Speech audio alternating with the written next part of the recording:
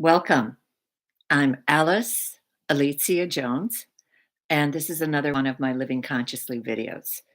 I had a very easy time today of setting up both the Facebook Live and YouTube, and I'm very grateful for that because there are times where I struggle, and this was very easy.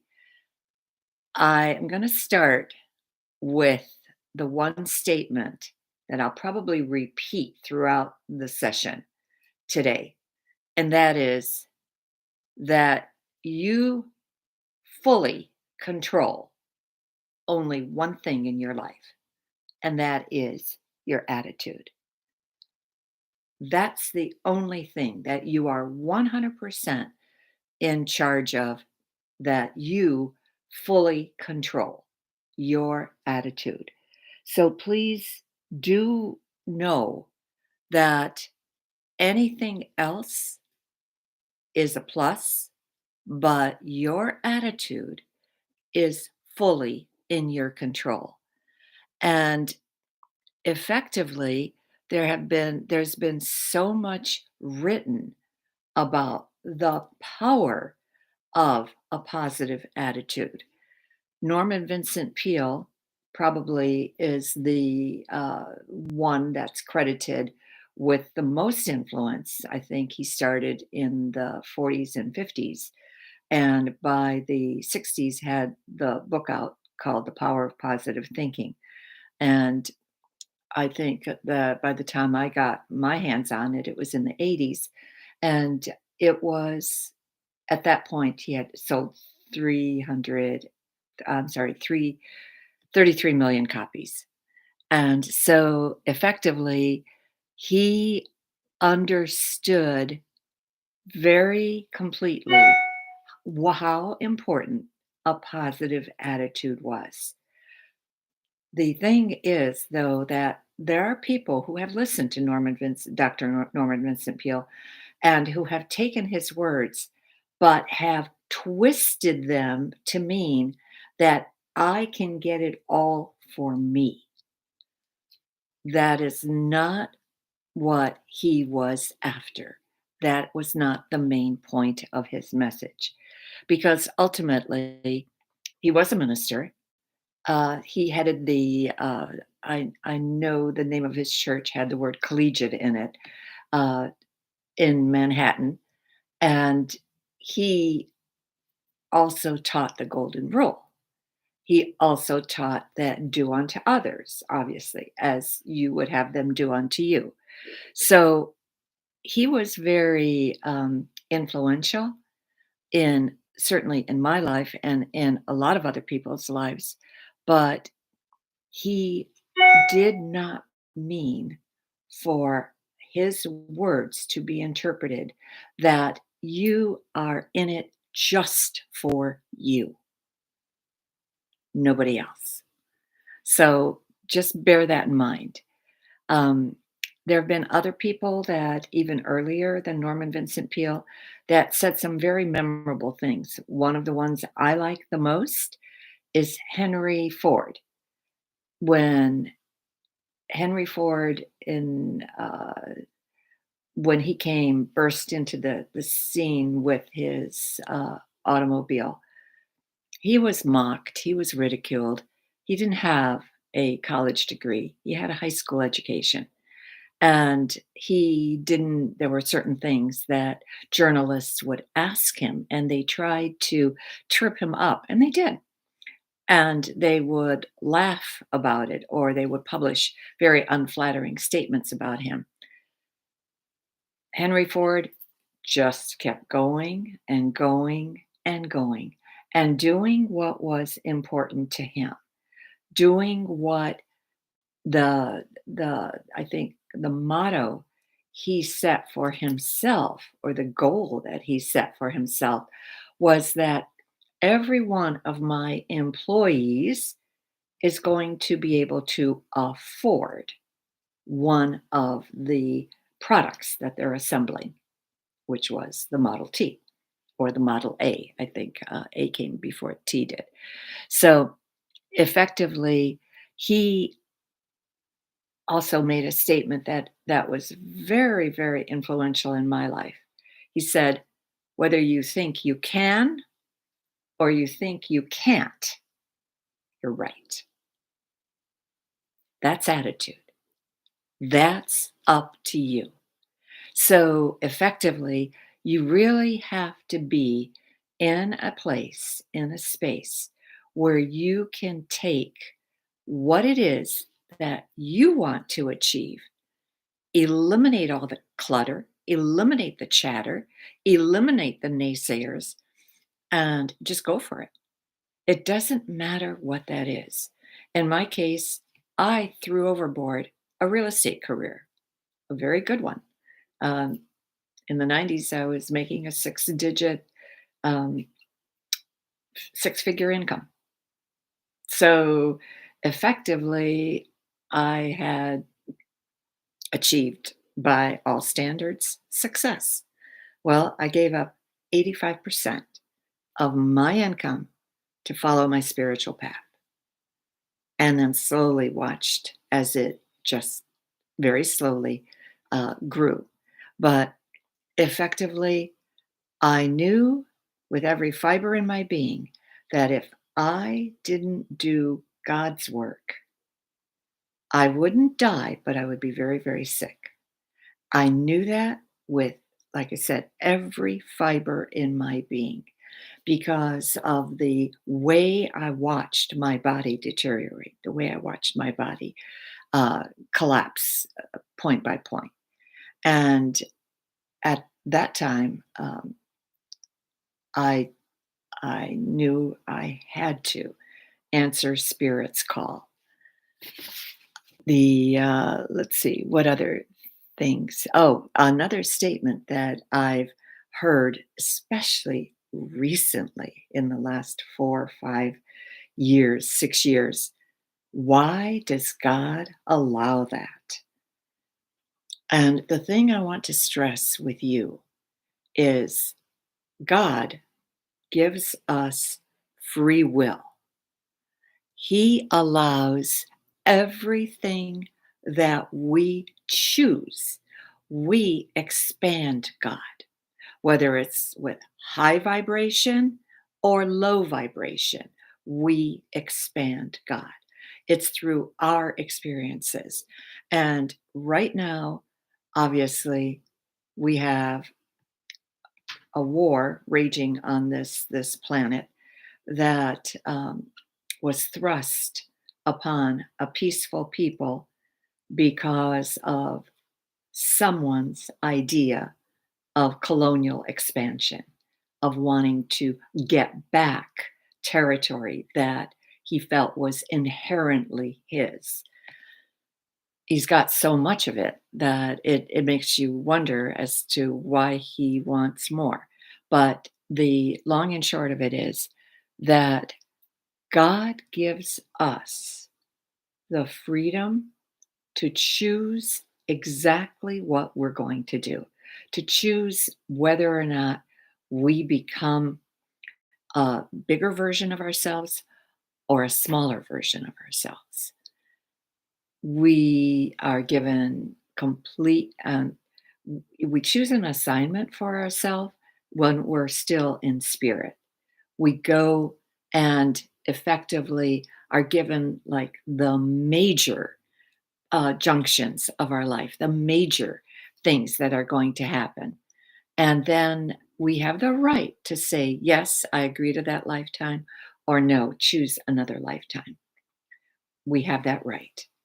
And in the, I know when there are times when I've made this statement in front of typically a group like my Course in Miracles students, they'll say, I chose this. What was I thinking? But remember that it is your council of 12, it is the beings that guide you from lifetime to lifetime to lifetime that choose help your higher self, that part of you that stays connected to your personality, this physical spaceship you call your body, and God, your higher self, choose what it is that you want to experience in this lifetime. Um, Many people, and it doesn't matter where they are, they can be 30, 40, 50 years apart in age, and yet one of the questions they come to me with is, what am I here to do? What does what am I supposed to do? What does God want of me? And in every respect, as I continue to question them, they have an inkling of what that is. They already know it. They just want validation. They want somebody else to validate what they already think they have to do. So that's a beautiful position to be in. I feel very grateful to be in a position like that. And I know that I will also reiterate that angels will do God's bidding, but they don't question. They don't have a choice. They do. They were created as God's messengers. So they are there to bring about exactly what the request that came from creator, from source. Um, so they are anybody who's been visited by an angel usually relates an experience that makes them ecstatic, even if it was an angel in human form, which many have experienced. I am gifted with a little booklet from Guideposts that is called Angels, and it comes once every 2 months. And I read the stories in there, and a lot of times I think, hmm, I've got better ones, but I've never taken the effort to write mine down and send it to them. So one of these days, I'm going to have to put that on my to do list. Um, I do want to discuss another thing with you, and that's the difference between the word creative and reactive. Most humans on this planet live a reactive life. They react to what happens to them. And effectively, they are, at times, obviously, they feel that they're the butt of somebody else's joke or that they're the victim of somebody else's actions. If you take the word creative, the C is at the front. If you take the word reactive, the C is the fourth letter. All you're doing is you're switching one letter from the front to the fourth place, and you get creative, reactive. So think about the fact that one of the things that you could do when you're caught in a trap where you feel you're, you feel like like that fly caught in the spider web or whatever it is that the spider trapped, um, and you can't get out. Think of a creative way of a solution to the problem rather than just a reactive way. I know I had a very hard time over Christmas break because I had two um, root canals.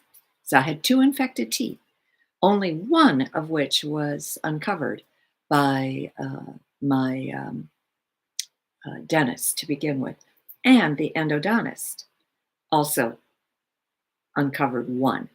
And then when I didn't heal and I didn't heal and I didn't heal, and the medicine that I was taking 4 pills a day, and obviously that was making me loopy. Um, that the endodontist said, "You've got another infected tooth." And so effectively, bless his heart, he was willing to meet with me both the day after Christmas and the day after New Year's to help me with this problem. And he continued to, uh, to administer to me.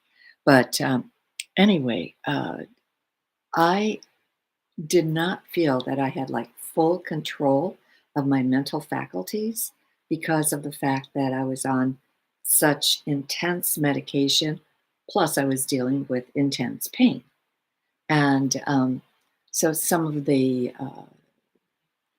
things that happened to me over Christmas break did not make me happy. And I could have become extremely angry about the items that happened, but I chose to look at it in a different manner. And I just said, nope, not going to do that. I'm going to have to understand that the medication did something to me, did something to my attitude, and I'm just going to let it go and I'm not going to be angry. That was a choice. It was a very big choice. And I know that had I stayed angry, I could have caused a rift in my extended family that could have stayed there for a long time. And I didn't want that. So, anyway, that's the power that you have. That is your attitude. And you are completely in control of that. And the other thing that I wanted to discuss with you is Eckhart Tolle's The Power of Now. His book, The Power of Now, mentions stay in the now maybe 900 different ways. And he is, uh, uh, he's like a little elfin. He's a very short little man. And he has this just elfin like quality. And I presume that that's the kingdom that he came from, because that's what it feels like to me. But he constantly tells us stay in the now. And if you really accept those words as your reality, then you also know that he's right. The only time you have is now. So anything you think of in the future is is going to you will only get there when it becomes a now. Anything that happened to you in the past, you have the choice of either dwelling on it, magnifying it in your own mind, staying in a hurtful place, or letting it go. That's your choice.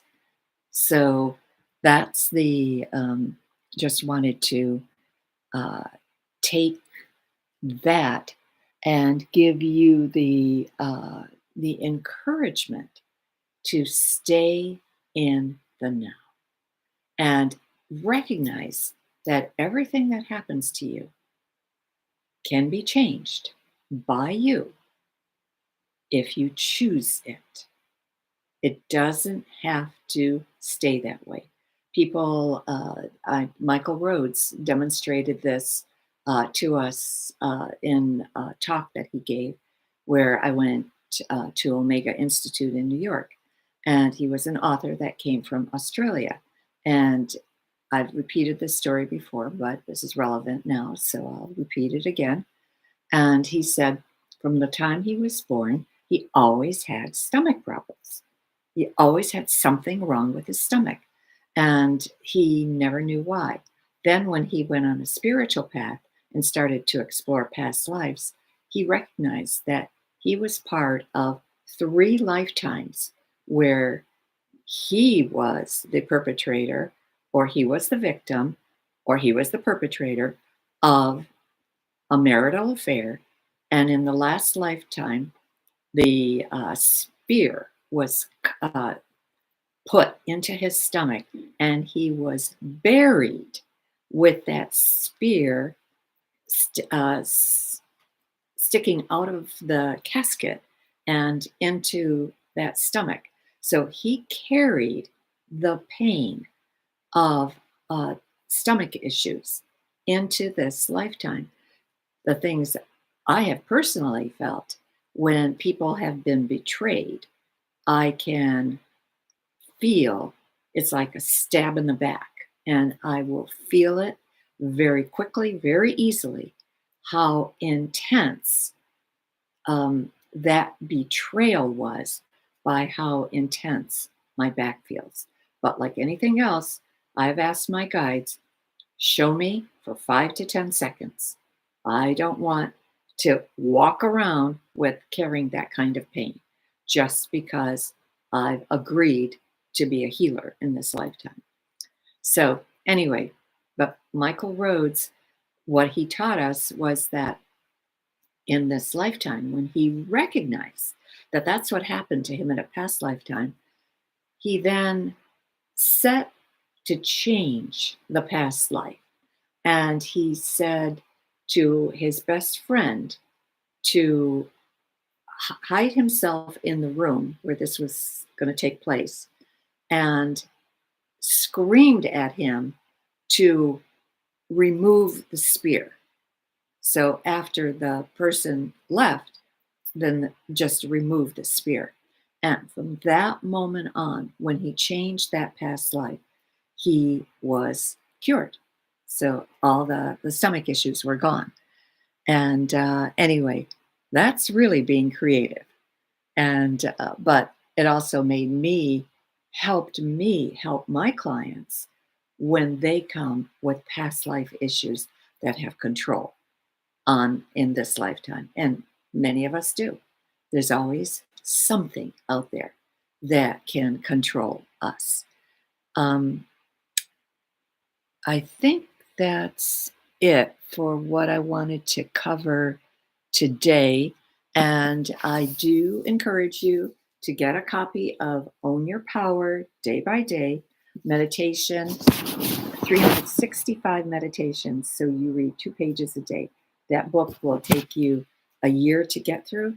I've had fabulous testimonials for it, and it's available on my website, Alicia, ALICJA, Jones.com, or Amazon. And I offer free shipping and handling, and I'll also endorse it to you.